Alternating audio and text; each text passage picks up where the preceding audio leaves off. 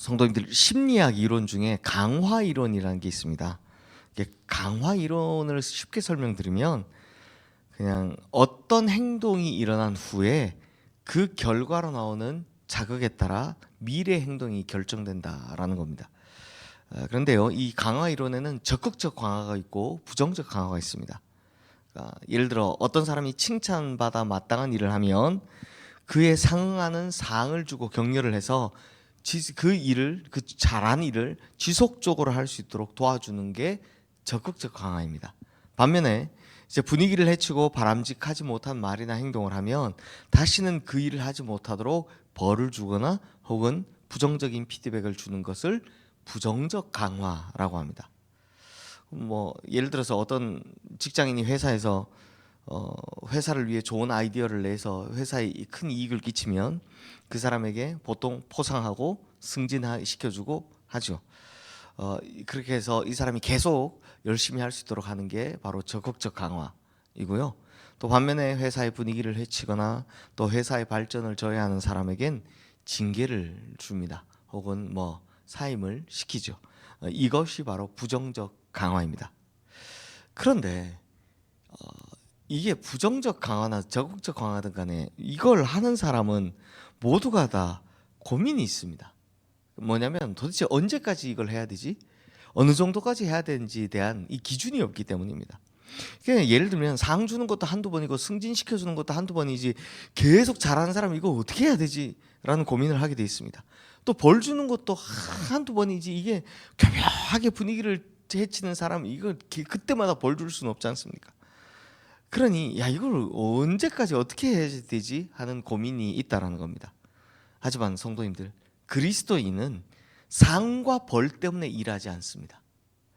그리스도인을 움직이게 하는 근본적인 힘은 이런 강화에 있는 게 아니라는 겁니다.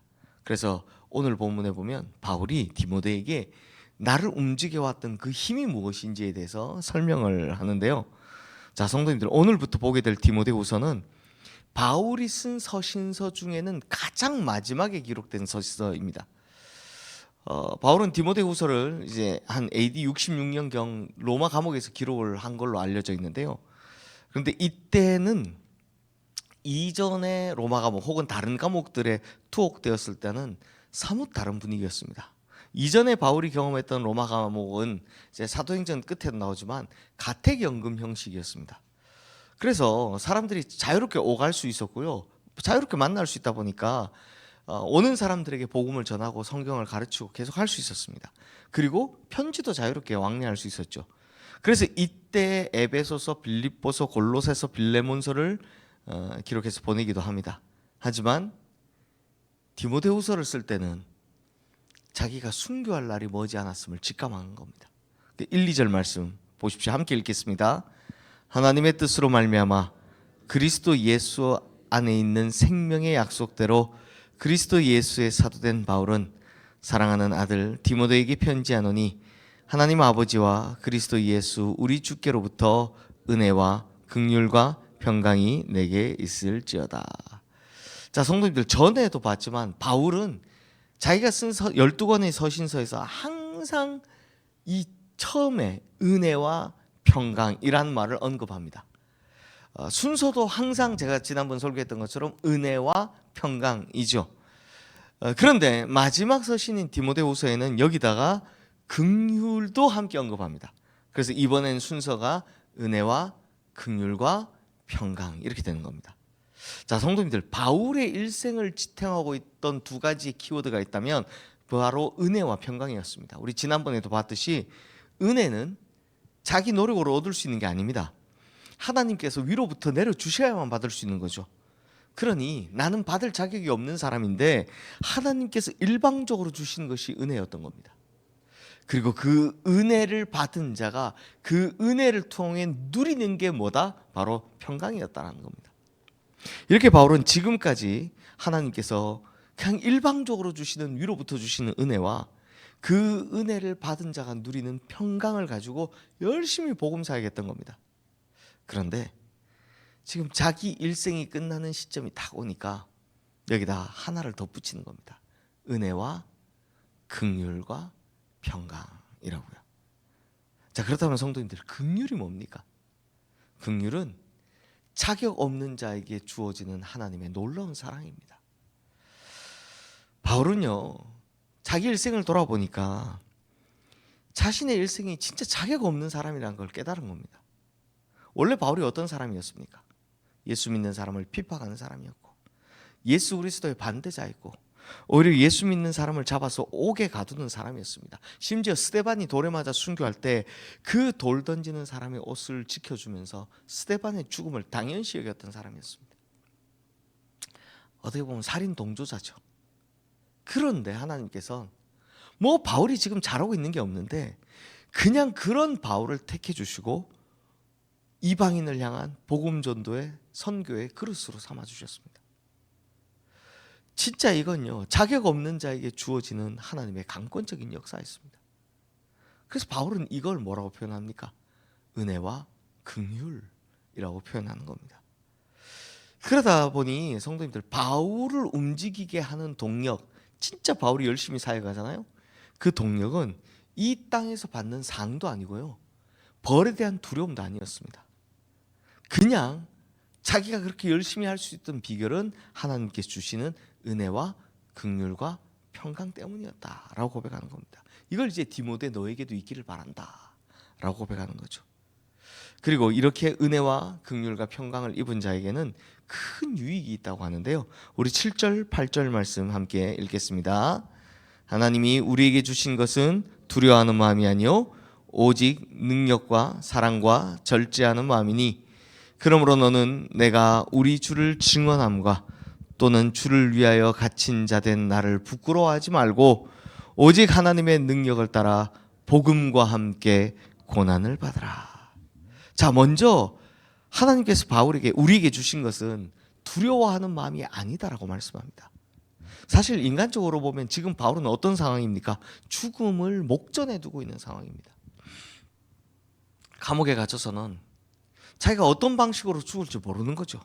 예수님처럼 십자가에 매달려 죽을지, 혹은 많은 크리스천들처럼 맹수에 물려서 뜯겨 죽을지, 아니면 다른 사도들처럼 산채로 가죽이 벗겨지거나 아니면 배를 가르고 창자를 꺼내서 죽일지, 이런 걸 전혀 모르는 상황이었습니다.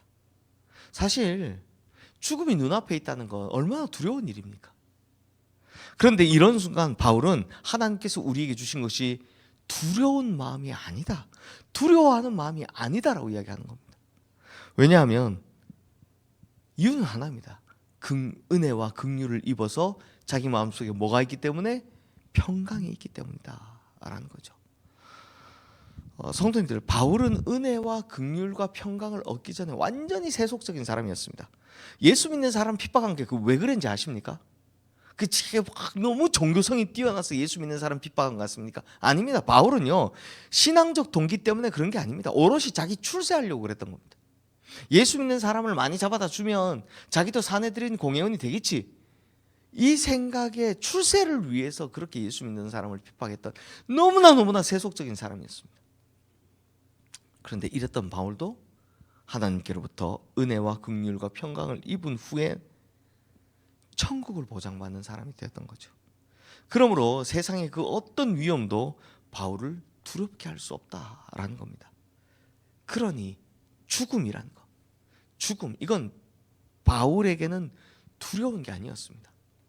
오히려 지금 바울의 마음에는 오직 사랑과 능력과 절제하는 마음만 가득 차 있습니다. 즉 죽음 너머에 계신 주님과 천국 가는 것, 이것만 바라보고 있는 거죠. 그러다 보니 바울은 디모데에게 이렇게 고면을 합니다. 고난을 받으라. 복음을 위하여 고난을 받으라. 왜냐? 그 고난의 끝자락에 하나님을 만날 수 있다면, 그래서 이 고난 때문에 하나님 나라의 백성이 되고 천국 백성이 될 수 있다면 고난받는 게, 그것도 복음으로 인해 고난받는 게 오히려 우리에게 유익이지 않겠냐. 순교를 각오한 자의 마음이라는 겁니다. 그러므로 성도님들, 바울을 움직이게 하는 힘은 강화 이론이 아니었습니다. 즉 세속적인 상이나 벌이 아니었습니다. 내가 예수 믿는 것이 이 세상에서 잘 되기 위해 믿는 것도 아니고, 또 혹은 뭐 나중에 벌 받을까 봐 믿는 것도 아니었다라는 겁니다. 바울을 움직이게 하는 힘은 오직 하나님께서 주신 은혜와 긍휼 때문이었고 그로 말미암아 누리는 평강 때문이었다라는 거죠. 한마디로 하면 천국을 보장받은 기쁨이 바울을 움직이게 하는 힘이었다라는 겁니다. 자, 그렇다면 성도님들, 오늘 우리를 살아가게 하는 힘은 어디에 있습니까? 오늘 하나님 앞에 나와서 기도하고 무릎 꿇고 하시는 우리 성도님들의 그 목적은 어디에 있습니까? 오직 우리를 움직이게 하는 힘은 이거여야 할 줄로 믿습니다. 먼저는 부족한 자에게, 아무런 관계없는 자에게 주셨던 하나님의 은혜요, 그리고 이 죄인에게 베풀어 주시는 하나님의 긍휼뿐이라는 걸 믿으시길 바랍니다. 이 놀라운 하나님의 은혜와 긍휼을 안에서 어떤 상황 속에서도 천국의 평강을 누리시는 우리 모든 성도님들 되시기를 주님의 이름으로 축원합니다. 이 시간 오늘 주신 말씀 기억하며 우리 함께 기도하겠습니다.